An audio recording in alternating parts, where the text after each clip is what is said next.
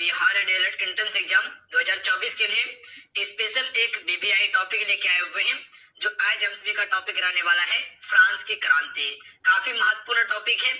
देखिए 2022 में आपका पेपर हुआ था और जो 2023 में पेपर हुआ था, इस टॉपिक से प्रश्न आपके पेपर में पूछा गया था। और 2024 में जो आपका पेपर होने वाला है, तो इस टॉपिक से निश्चित आपके पेपर में प्रश्न पूछा जाएगा। तो आज का ये टॉपिक काफी महत्वपूर्ण है।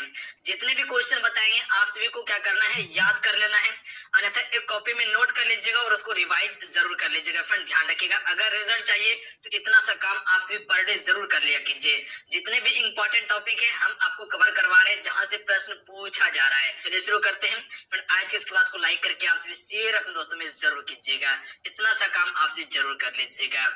आज का फर्स्ट क्वेश्चन है, पहला क्वेश्चन ये है कि फ्रांसीसी क्रांति की शुरुआत कब हुई थी। अगर किसी भी क्वेश्चन का आंसर बताओ तो अपना आंसर आप नीचे कमेंट बॉक्स में बता सकते हैं, अन्यथा क्या कर सकते हैं, एक कॉपी में नोट कर सकते हैं। देखिए आप सभी को हम बार बार कहते हैं कि क्वेश्चन का आंसर आप सभी जरूर लिखा कीजिए, क्योंकि जिस क्वेश्चन का आंसर आप लिख देते हैं वो प्रॉपर आपको क्वेश्चन याद हो जाता है। तो इतना सा काम पर डे आप सभी जरूर कर लिया कीजिए, साथ साथ में क्वेश्चन आपको याद होते चल जाएगा। ऑप्शन में एक करेक्ट आंसर होगा, ध्यान रखिएगा आप सभी। 1789 में जो कि फ्रांस की क्रांति हुई थी, ध्यान रखिएगा आप सभी। इंपॉर्टेंट पॉइंट को याद रखिएगा। राष्ट्रीय अभिलेखागार में उल्लेख है कि फ्रांसीसी क्रांति 1789 में शुरू हुई थी और ये 1794 तक चली थी, ध्यान रखिएगा आप सभी। क्या बताएं आपको, 1789 में शुरू हुई थी और 1794 तक चली थी। अगला पॉइंट को नोट कीजिएगा कि राजा लुईस 16 को अधिक धन की आवश्यकता थी, लेकिन जब उन्होंने स्टेट जनरल की बैठक बुलाई थी तो वो अधिक कर बढ़ाने में विफल रहे थे और इसके बजाय क्या हो गया था, तो यहाँ फ्रांस की स्थितियों के बारे में ये विरोध में बदल गया था, ध्यान रखिएगा। पॉइंट क्या क्या याद रखना है आप सभी को, पॉइंट ये याद रखना है कि शुरू कब हुआ था और समाप्त कब हुआ था, ध्यान रखिएगा, इंपॉर्टेंट पॉइंट है। और उस समय का राजा कौन था, तो लुईस 16 था, ध्यान रखिएगा आप सभी। ये दो पॉइंट है जो आपको याद रखना है। अगला है फ्रांस की राजक्रांति के समय वहां का राजा कौन था। जब फ्रांस में राजक्रांति हो रहा था तो उस समय का राजा कौन था। Right answer option number C हो जाएंगे लुईस 16, ध्यान रखिएगा आप सभी। लुईस 16 जो है कि फिर उस समय का क्या था, राजा था, ध्यान रखिएगा, कहाँ का, फ्रांस का था, ध्यान रखिएगा आप सभी। अगला क्वेश्चन देख लीजिएगा, क्वेश्चन नंबर 3 है कि फ्रांस में स्वतंत्रता दिवस कब मनाया जाता है। इंपॉर्टेंट क्वेश्चन रहेंगे, चलिए बताइएगा इस क्वेश्चन का राइट आंसर क्या होगा। तो फ्रांस में स्वतंत्रता दिवस कब मनाया जाता है, तो याद रखिएगा 14 जुलाई को हर एक वर्ष जो है फ्रेंड फ्रांस में स्वतंत्रता दिवस मनाए जाते हैं।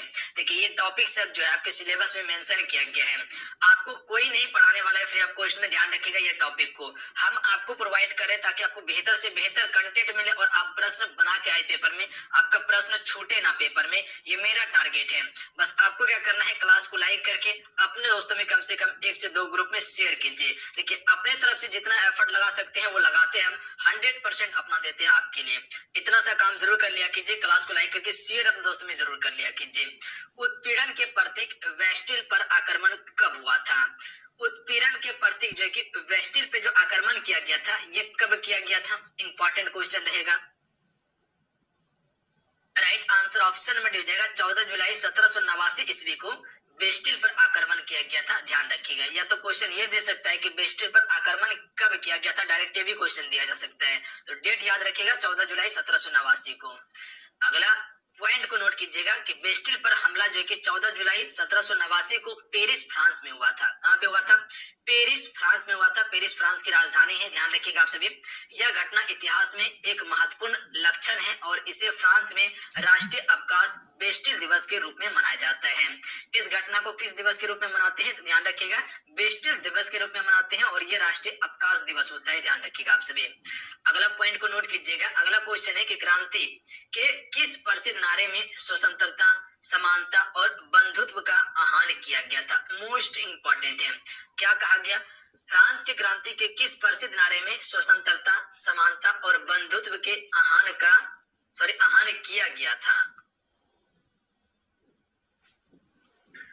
Right answer option number B हो जाएगा, ध्यान रखिएगा, लिबर्टी, एगेलिटी, फ्रेटरनिटी में किया गया था। स्वतंत्रता, समानता और बंधुत्व का आह्वान किया गया था। ऑप्शन बी करेक्ट आंसर होगा।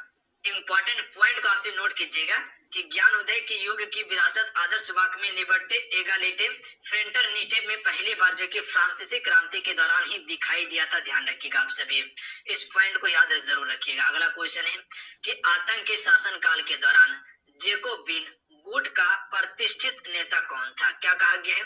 जेकोबिन गुट का प्रतिष्ठित नेता कौन था आतंक के शासन काल के दौरान?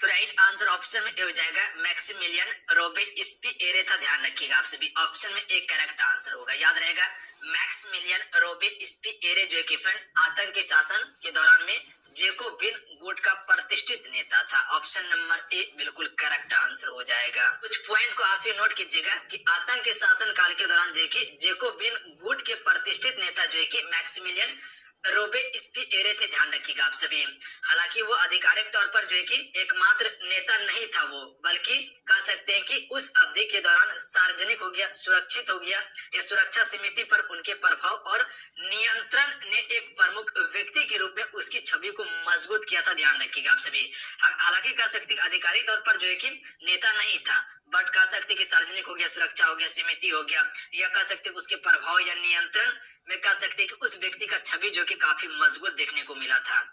अगला क्वेश्चन देख लीजिएगा, क्वेश्चन है क्वेश्चन में 7 कि फ्रांसीसी क्रांति किसके उदय के साथ समाप्त हुई थी?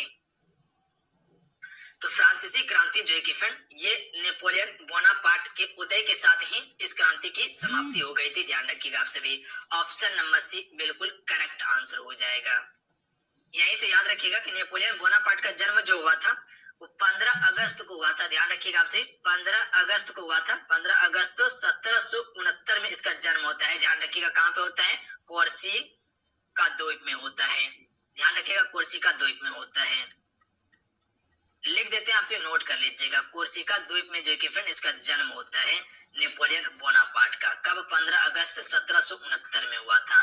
कुछ इंपॉर्टेंट पॉइंट को नोट कर लीजिए आप सभी, जहां से आपके पेपर में प्रश्न पूछा जा सकता है कि ऐसा माना जाता है कि फ्रांसीसी क्रांति 1799 में नेपोलियन बोनापार्ट के उदय के साथ ही समाप्त हो गई थी। तो फ्रांसीसी क्रांति समाप्त कब हुई? 1799 ईस्वी में। ध्यान रखिएगा आप सभी। नेपोलियन बोनापार्ट कहाँ का सम्राट था? फ्रांस का था। ध्यान रखिएगा। अगला नोट कीजिएगा कि रॉयल म्यूजियम ग्रीनविच का उल्लेख है कि 9 नवंबर 1799 को जब उनके नेतृत्व के प्रति निराशा चरम सीमा पर पहुंच गई थी, तब नेपोलियन बोनापार्ट ने तख्ता पलटकर उसे समाप्त कर दिया। निर्देशिका और स्वयं को फ्रांस का प्रथम कौशल नियुक्त किया था। ध्यान रखिएगा, यहाँ पर कर लीजिएगा, नियुक्त किया था। कहा? फ्रांस का। यह फ्रांसीसी क्रांति के अंत और नेपोलियन युग की शुरुआत का प्रतीक है। याद रखिएगा आप सभी, नेपोलियन को जो माना जाता है फ्रांसीसी क्रांति का अंत और नेपोलियन युग की शुरुआत माना जाता है। तो इतना सा पॉइंट को आपसे जरूर याद रखिएगा। अगला क्वेश्चन देख लीजिएगा। अगला क्वेश्चन है मॉन्टेस्क्यू ने कौन सी पुस्तक लिखी है? चलिए बताइएगा इस क्वेश्चन का राइट आंसर क्या हो जाएगा। इससे संबंधित क्वेश्चन पूछा गया था पिछले बार पेपर में। तो इसका करेक्ट आंसर हो जाएगा विधि का आत्मा नामक पुस्तक लिखी थी। ध्यान रखिएगा, बी करेक्ट आंसर होगा। अगला क्वेश्चन देख लीजिएगा। क्वेश्चन है कि क्रांति के प्रारंभिक चरण में एक प्रमुख खिलाड़ी स्टेट जनरल को कितने वर्गों में विभाजित किया गया था? स्टेट जनरल की बात किया गया है, इसे कितने वर्गों में विभाजित किया गया था? तो इसे 3 वर्गों में विभाजित किया गया था। ध्यान रखिएगा, अभी बताएंगे इसके बारे में। 3 वर्गों में विभाजित किया गया था, याद रखिएगा। याद रखिएगा स्टेट जनरल को 3 वर्गों में विभाजित किया गया था। अगला है कि रूसो किस सिद्धांत का समर्थक था? तो जनता की इच्छा का समर्थक था। बी करेक्ट आंसर होगा। याद रखिएगा आप सभी, रूसो किस सिद्धांत का समर्थक था? जनता की इच्छा का। अगला क्वेश्चन देख लीजिए। क्वेश्चन नंबर 10 है कि किस दार्शनिक आंदोलन ने क्रांति के आदर्श को अत्यधिक प्रभावित किया था? क्या क्वेश्चन कहा गया है कि किस दार्शनिक आंदोलन ने क्रांति के आदर्श को सबसे अधिक प्रभावित किया था? चलिए बताइएगा इस क्वेश्चन का राइट आंसर क्या हो जाएगा। तो याद रखिएगा आत्मज्ञान को किया था। ध्यान रखिएगा, किसको किया था जी? आत्मज्ञान को सबसे अधिक प्रभावित किया था। याद रहेगा आप सभी को। हालांकि कुछ नाम आपको डिफिकल्ट देखने के लिए मिलेगा, याद करने में दिक्कत होगा। हालांकि 1 से 2 बार रिपीट कीजिएगा तो चीजें आपको याद हो जाएगा। अगला है इतिहास के छात्रों के अनुसार अमेरिकी और फ्रांसीसी दोनों क्रांतियां प्रबुद्धता काल से आई विचारों से बहुत प्रभावित थी। याद रखिएगा, प्रबुद्धता दार्शनिकों के कई प्रमुख विचार थे जिनका सबसे बड़ा प्रभाव भी था, याद रखिएगा आप सभी। अगला है वोल्टेमर क्या था, ये क्वेश्चन पूछा गया था आपका 2023 में। वोल्टेमर क्या था? तो ये एक लेखक था, ध्यान रखिएगा। वोल्टेमर क्या था? एक लेखक था। अगला क्वेश्चन लिख लीजिएगा, उस प्रसिद्ध क्रांतिकारी गीत का क्या नाम था जो फ्रांस का राष्ट्रीय गान बना था? क्या क्वेश्चन कहा गया है कि उस प्रसिद्ध क्रांतिकारी गीत का नाम क्या था जो फ्रांस का राष्ट्रीय गान बना?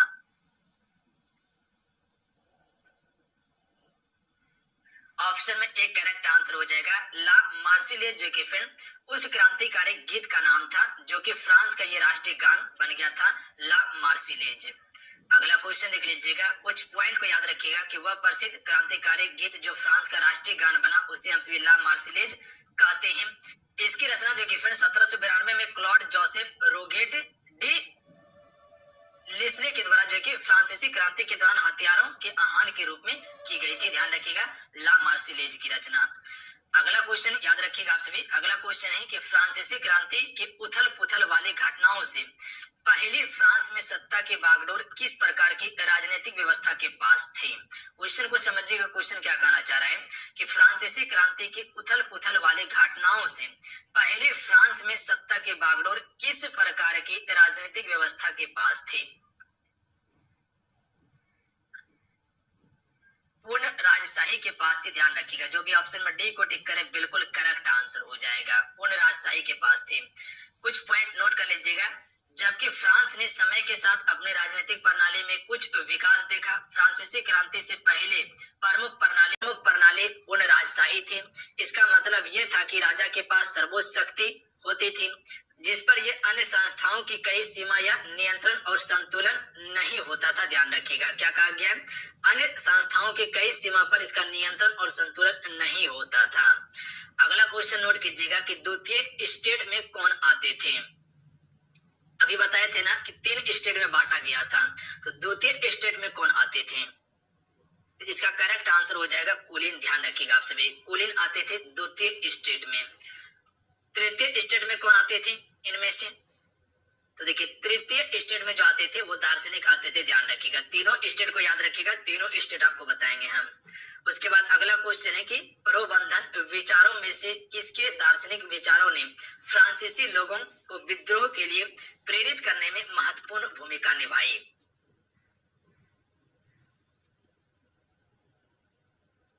तो ये जो भूमिका निभाई थी जीन जैक्स रूसो ने। ऑप्शन में से करेक्ट आंसर होगा। एक बार फिर से क्वेश्चन समझ लीजिएगा, रिपीट कर देते हैं। प्रबोधन विचारों में से किसके दार्शनिक विचारों ने फ्रांसीसी लोगों को विद्रोह के लिए प्रेरित करने में महत्वपूर्ण भूमिका निभाई थी? तो जीन जैक्स रूसो ने निभाई थी। कुछ पॉइंट को नोट कर लीजिएगा कि व्यक्तिगत अधिकारों और सीमित सरकार पर जॉन लॉक के विचारों ने अमेरिकी और फ्रांसीसी दोनों क्रांतियों को प्रभावित किया था। अगला क्वेश्चन है कि प्रथम स्टेट में कौन आता है? तो प्रथम स्टेट में पादरी आता है। ध्यान रखिएगा, सी करेक्ट आंसर होगा। तीनों स्टेट आपको बताएं, प्रथम, द्वितीय और तृतीय के बारे में, तो तीनों स्टेट को याद जरूर रखिएगा। जितने क्वेश्चन बताए सारे इंपॉर्टेंट हैं। आज के सेशन में कुल 17 क्वेश्चन हम सभी कवर किए हैं। बस इतना ही क्वेश्चन बन सकता था इस टॉपिक से जो मोस्ट इंपॉर्टेंट था। ज्यादा कुछ याद करके कोई फायदा नहीं है, वही क्वेश्चन याद कीजिए जो पूछा जा सकता है पेपर में। बनाने का तो बहुत सारा क्वेश्चन बनाया जा सकता है, तो इसे 1 से 2 बार रिवाइज करके याद जरूर कर लीजिएगा। पेपर में प्रश्न आपको निश्चित देखने के लिए मिलेगा। तो चलिए आज कितना ही, आज के सेशन को यहीं कंप्लीट करते हैं। फिर जाते जाते क्लास को लाइक करके शेयर अपने दोस्तों में जरूर कीजिएगा। इतना सा काम जरूर करके जाइएगा। और इससे पहले आप सभी को प्रथम और द्वितीय विश्व का क्लास दिया गया।